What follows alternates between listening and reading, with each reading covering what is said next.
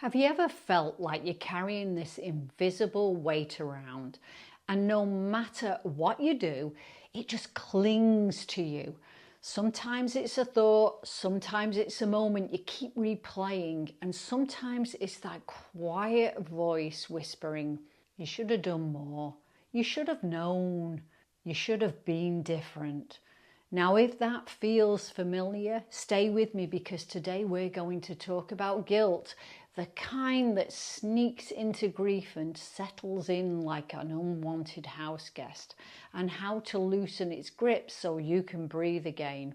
And before we go on, let me ask you this. Do you ever feel guilty for things you had absolutely no control over?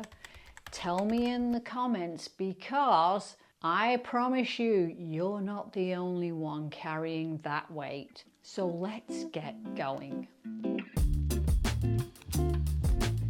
You know, guilt is a wild thing. It's common, it's normal, and it's one of the most exhausting emotions that shows up after loss. But here's the part no one prepares you for. Guilt doesn't have to be rational to feel real. You can know you didn't cause a loss and still blame yourself. You can know you did your best and still feel like it wasn't enough. And you can know you had no control and still torture yourself with the what ifs. And honestly, most of the guilt we carry has absolutely nothing to do with truth. It's just our mind trying to make sense of something that feels senseless. So maybe you've been turning things over and over in your head, like, I should have called sooner. I should have seen the signs. Why didn't I say more, do more, be more? Why wasn't I there? Or maybe if I'd done things differently, they'd still be here. Or maybe your guilt is quieter. Maybe it shows up at 2 a.m. and maybe it hits you when you see their photo, or when you catch yourself laughing and suddenly feel like you've betrayed them. See, guilt is sneaky like that. It shows up in the cracks. But here's the truth I want you to hear.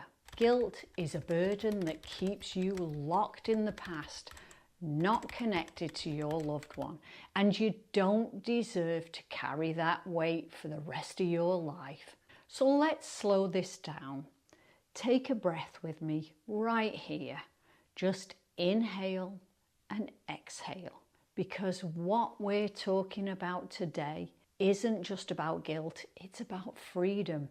Freedom from those heavy looping thoughts, freedom from punishing yourself, freedom from the story that says you could have changed what was never yours to control.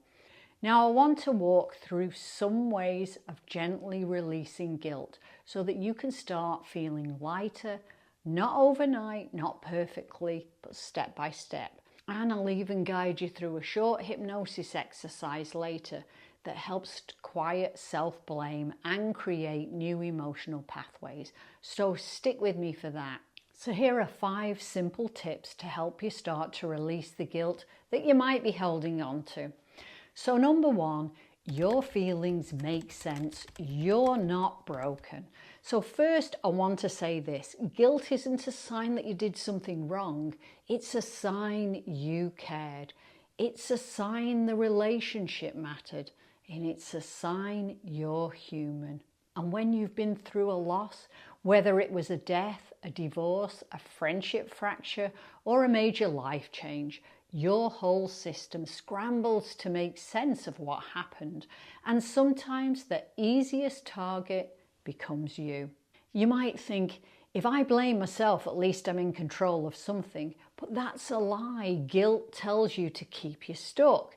See, you're allowed to grieve without adding punishment on top. Number 2, notice the story you're replaying.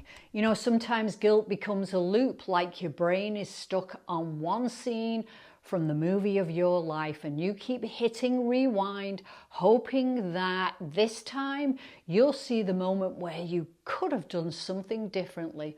But the truth is, you're examining the past with information you only have now. Back then, You made the choices you made with the tools, the energy, the awareness, and the circumstances you were living in. You weren't a fortune teller. You weren't superhuman.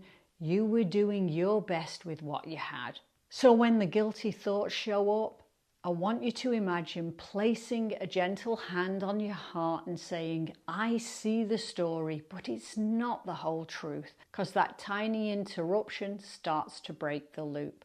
Number 3, talk it out. Don't hold it alone. You know how when you say something out loud, suddenly it sounds different.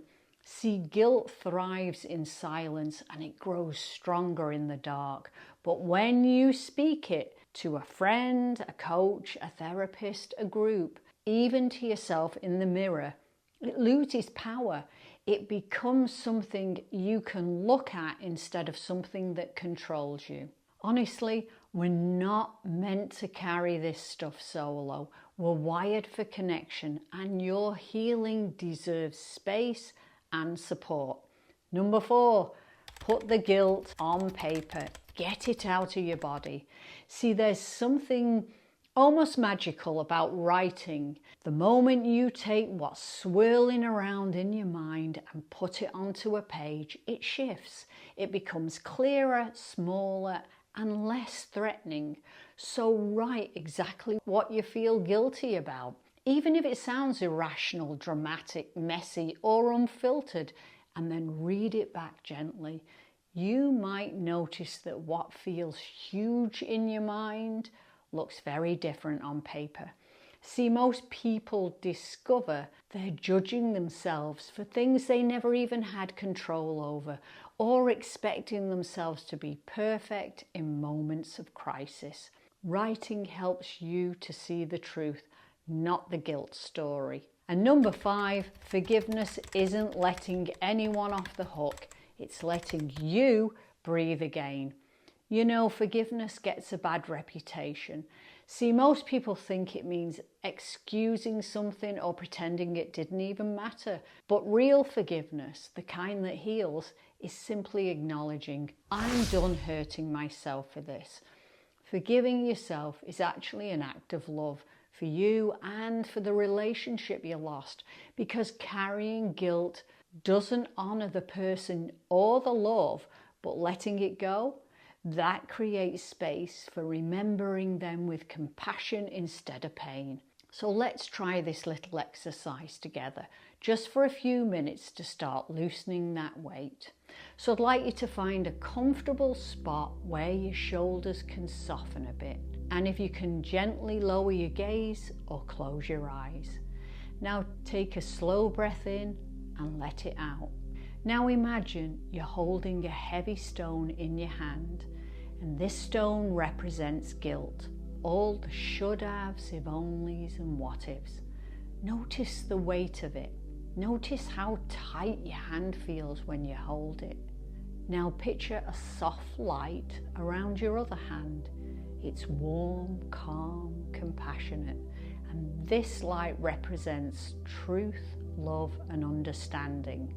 Now imagine transferring that stone slowly into the hand with the light, and as you do, notice the stone beginning to soften. Maybe it gets lighter, maybe it changes shape, and maybe it starts to dissolve.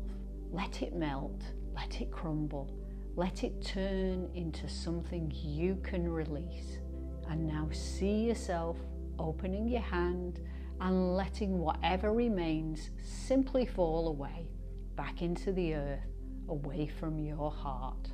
Now take a slow, deep breath in and exhale. And when you're ready, open your eyes. That's how letting go begins. Not all at once, but moment by moment, release by release. See, you don't have to carry guilt for the rest of your life. You don't have to replay painful moments as if they define you. You're allowed to heal. You're allowed to have peace. You're allowed to remember your loved one with love instead of heaviness. And you absolutely deserve a life that feels full again. Now, if you're thinking, well, I don't even know where to start, you don't have to do this alone. If you want support, clarity, or just someone to walk with you through this chapter, I offer a free chat where we explore where you are and what you need, and whether any of my programs are a right fit for you. Or if you prefer to start gently on your own, you can always download my free guided sleep meditation.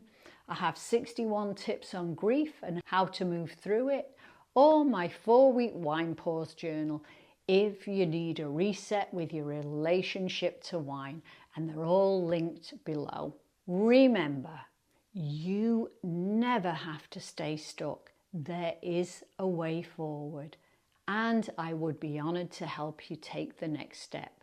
So thanks for being here with me, and I look forward to seeing you in the next video.